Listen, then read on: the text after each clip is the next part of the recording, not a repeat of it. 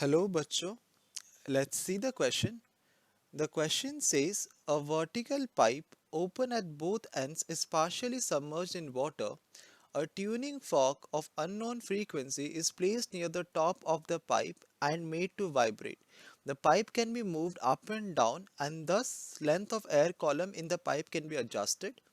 For definite lengths of air column in the pipe, standing waves will be set up as a result of superposition of sound waves traveling in opposite directions. Smallest value of length of air column for which sound intensity is maximum is 10 centimeters. Take speed of sound v is equal to 344 meter per second. Length of air column for second resonance will be. Question में हमको एक vertical pipe दिया गया जो कि water surface पे submerge करते हैं जिसके वजह से हमारा वर्टिकल पाइप का एक एंड क्लोज हो जाता है। जो वाटर एंड में जो हमारा वर्टिकल पाइप का जो पार्ट होता है वो क्लोज हो जाता है and as a result of which the pipe acts as a resonating pipe. और हमें कहा गया है कि smallest value of length of air column for which sound intensity is maximum is 10 centimetres. इसका मतलब हमारा फर्स्ट रेजोनेंस लेंथ है इक्वल टू 10 सेंटीमीटर्स। सो हम इसको कुछ इस तरह से दिखा सकते हैं। तो ये अगर हमारा वर्टिकल पाइप है and this is the water surface, this is the closed water surface.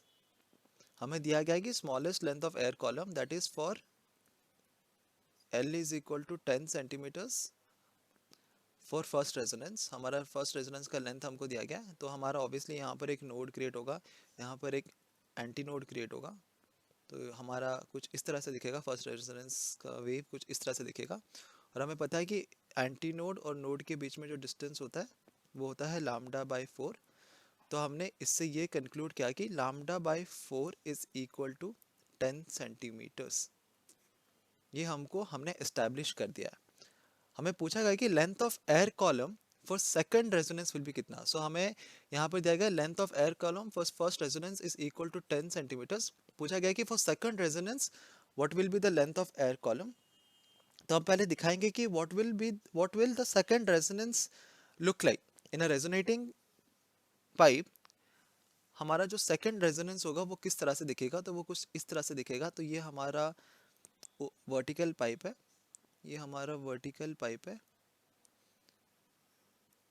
और ये है हमारा क्लोज एंड जहाँ पर हमने वाटर सरफेस में इसको रखा है। तो ये हमारा क्लोज एंड हो गया जो कि वाटर सरफेस में सबमर्ज्ड है, closed end.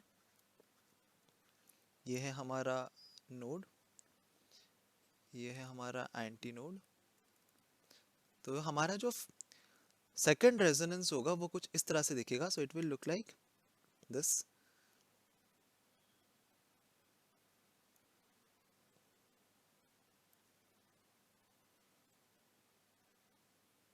So this is second resonance. This is first resonance. तो हम देख सकते हैं कि द टोटल वेवलेंथ यहाँ पर ये एक नोड है, ये भी एक नोड है, ये एक एंटी नोड है। तो हमें पता है कि एक नोड और नोड के बीच में डिस्टेंस कितना होता है, वो होता है इक्वल टू लामडा बाई 2। और एक नोड और एंटी नोड के बीच में डिस्टेंस होता है लामडा बाई 4।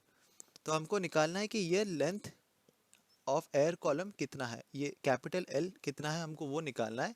सो ऑब्वियसली अगर हम इस फिगर को कंसिडर करेंगे तो we can see that lambda by 4 plus lambda by 2 is equal to capital L. हमको कैपिटल एल का वैल्यू निकालना है यहाँ पर।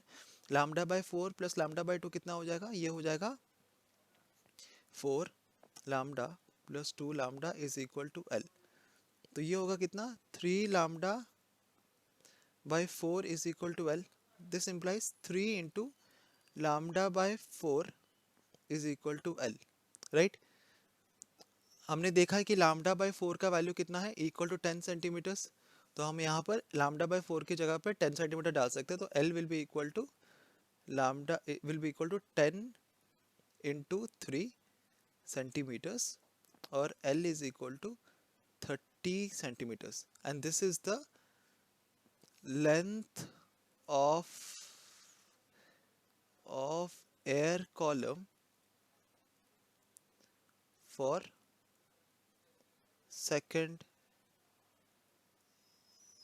रेजोनेंस।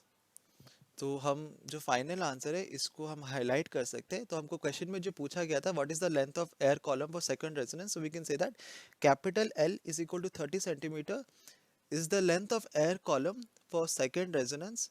तो अब हम देखते हैं कि ऑप्शन में कौन सा ऑप्शन हमारा करेक्ट ऑप्शन है। So that is option one. Option one जो है हमारा that is the correct option. I hope you understood the concept well. Best of luck.